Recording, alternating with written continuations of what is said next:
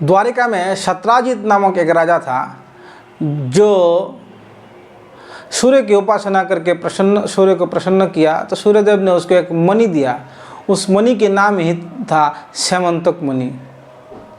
तो स्यमंतक मणि को लेके इसका एक नियम था, वो 8 भार सोना डेली रात को देते थे। जहाँ पे स्यमंतक मणि रहते थे वहाँ पे 8 भार सोना दिया करते थे।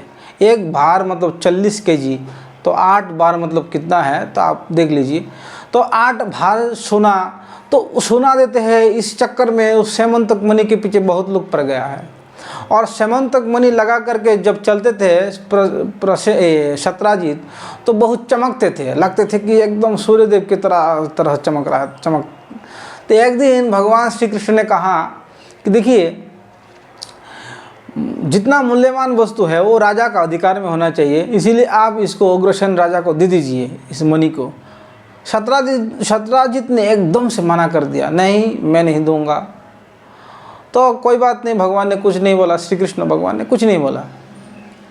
दूसरा दिन उसके भाई एक था छोटा, उसके नाम है प्रसेन, वो कहा कि मुझे दीजिए, मैं जंगलों में जाऊंगा, घूमूंगा फिरूंगा, तो माला गले में डाल के जाऊंगा। तो माला जो है गले में डाल के गया और चमकता हुआ माला देख करके जंगलों में एक शेर वो प्रसेन को मार करके मणि को छीन लिया।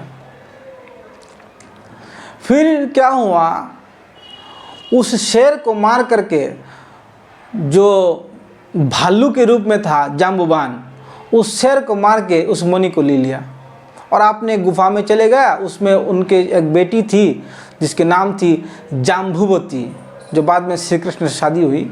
जाम्बुवती को दे दिया। वो बच्ची मणि पा करके चमकता हुआ वो खेल रहा है।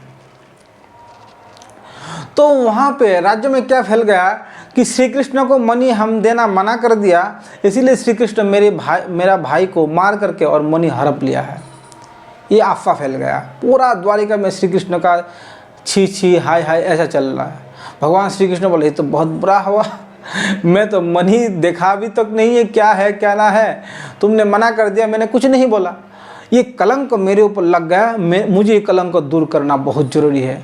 कुछ द्वारिकावासी को लेके भगवान जंगलों में गया और खोज करने लगे, कहाँ गया ये प्रसेन और कहाँ गया वो मणि।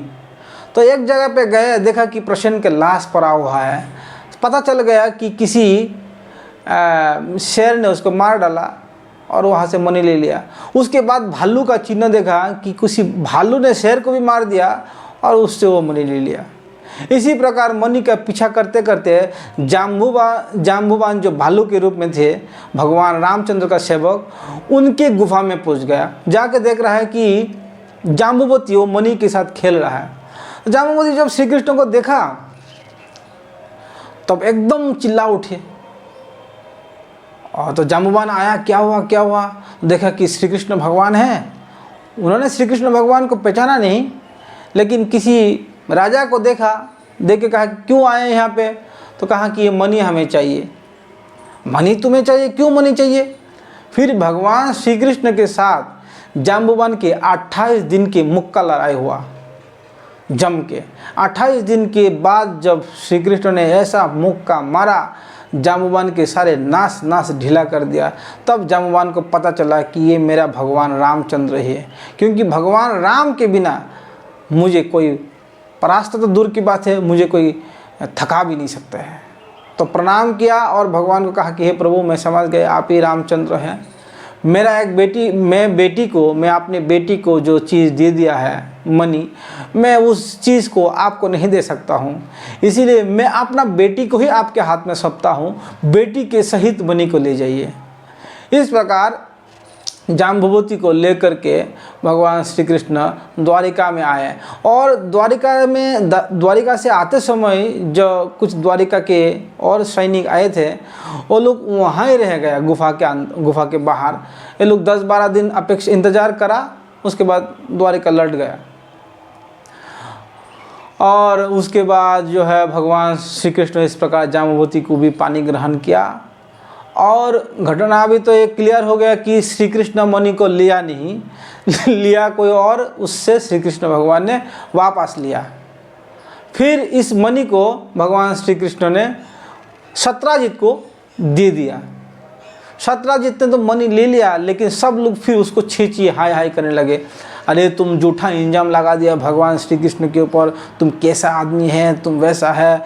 सब लोग उसको निंदा करने लगे। उस निंदा से बचने के लिए और उसके कलंक को दूर करने के लिए वो कहा कि मैं ये मणि को श्री कृष्ण ही दे दूँ और मेरा अपने बेटी के साथ श्री कृष्ण को मणि दे दूँगा। तो सत्यभामा को के साथ श्री कृष्ण को वो मणि अर्पण कर दिया। भगवान श्री कृष्ण सत्यभामा को तो ग्रहण किया, अंगीकार कर लिया, लेकिन मणि को अंगीकार नहीं किया। भाई तुम्हारा मणि तुम ले जाओ। तो सत्राजित ने कहा कि नहीं प्रभु, मैं मणि आपको दे दिया है।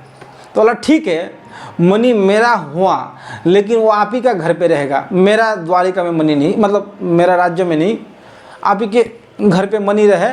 उस मणि में जो मणि से जो सोना उत्पन्न होते हैं उसका अधिकार भी मेरा रहेगा, सिर्फ आपका घर पे मणि रहेगा। इस प्रकार कंडीशन से मणि सत्राजित के घर पे रख दिया गया। तो इस प्रकार भगवान श्री कृष्ण ने सत्यभामा को भी शादी कर लिया।